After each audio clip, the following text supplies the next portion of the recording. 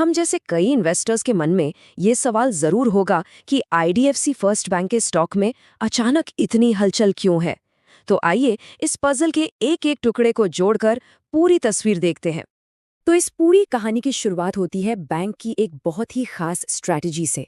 हम पहले ये समझेंगे कि बैंक ने अपना डिपॉजिट बेस यानी अपनी नींव कैसे बनाई, और फिर हम जानेंगे कि हाल ही में उन्होंने ऐसा क्या बड़ा दांव खेला जिसने मार्केट का ध्यान अपनी ओर खींच लिया।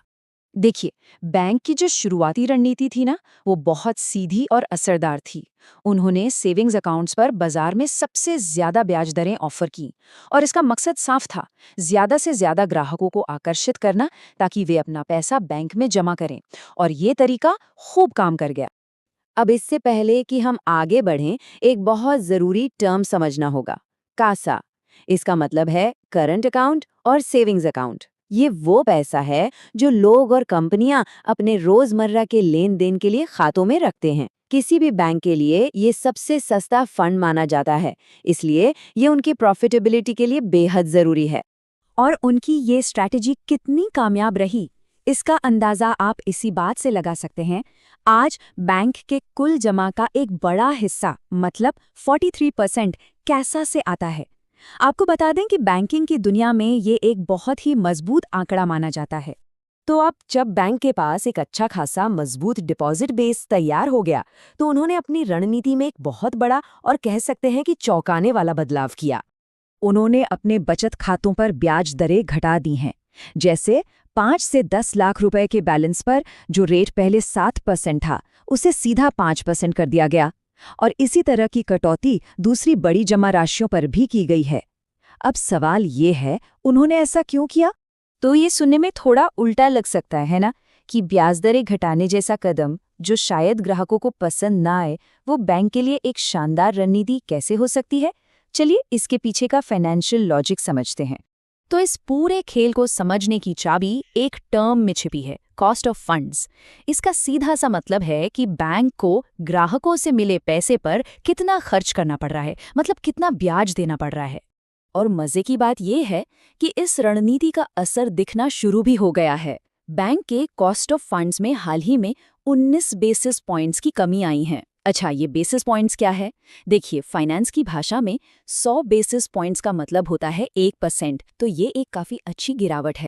इसको अगर और आसान भाषा में समझें तो पिछली तिमाही में बैंक का कॉस्ट ऑफ फंड्स घटकर सिर्फ 6.23% रह गया। और जाहिर सी बात है, जब बैंक की लागत कम होगी तो उसका मुनाफा तो बढ़ेगा ही। तो देखिए ये पूरी चेन काम कैसे करती है। सबसे पहले ब्याज दर घटाई, उससे बैंक की लागत यानी कॉस्ट ऑफ फंड्स नीचे आया। इससे बैंक का नेट इंटरेस्ट मार्जिन, जिसे हम निम भी कहते हैं, वो सुधरा। निम का मतलब है बैंक अपने लोन पर जो कमाता है और डिपॉजिट पर जो देता है, उसके बीच का फर्क। और जब निम बढ़ता है तो उसका सीधा असर मुनाफे पर दिखता है। ठीक है, तो ये तो हुई एक बात। अब जरा बड़ी तस्वीर देखते हैं और उन दूसरे पॉजिटिव फैक्टर्स पर नजर डालते हैं जो इस तेजी को और हवा दे रहे हैं। और साथ ही देखेंगे कि मैनेजमेंट आगे के लिए क्या सोच रहा है। भविष्य को लेकर बाजार में 3 खास वजहों से काफी उत्साह है। पहला, मैनेजमेंट का अनुमान है कि उनका नेट इंटरेस्ट मार्जिन 5.8% तक पहुंच सकता है, जो कि काफी अच्छा माना जाता है।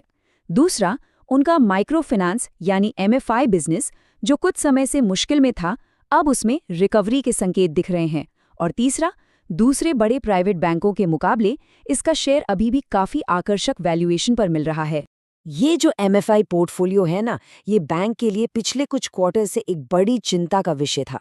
तो ऐसे में जब मैनेजमेंट खुद सामने आकर कहता है कि बुरा दौर अब पीछे छूट चुका है, तो इससे इन्वेस्टर्स का भरोसा बढ़ना तो लाजमी है। और आखिर में बात करते हैं वैल्यूएशन की। भविष्य की कमाई के अनुमानों के हिसाब से इसका वैल्यूएशन मल्टीपल 1.5 गुना के आसपास है। आसान भाषा में कहें तो बाजार इसे इसके जैसे दूसरे बैंकों की तुलना में सस्ता मान रहा है, जिससे इसमें ग्रोथ की अच्छी खासी गुंजाइश दिखती है। तो पूरी बात का निचोड़ ये है कि एक स्मार्ट स्ट्रेटेजिक बदलाव और एक आकर्षक वैल्यूएशन, ये दोनों चीजें मिलकर ही इस मौजूदा तेजी को चला रही हैं। जब इसके मुकाबले के दूसरे बैंकों का वैल्यूएशन ज्यादा होता है, तो इसमें ग्रोथ की संभावना अपने आप बन जाती है। तो अंत में एक बड़ा सवाल हमारे सामने है क्या ये आकर्षक वैल्यूएशन और रिकवरी की जो उम्मीदें हैं वो मिलकर इस स्टॉक के लिए एक बिल्कुल नया और सुनहरा अध्याय लिख सकती हैं? सोचने वाली बात है ना?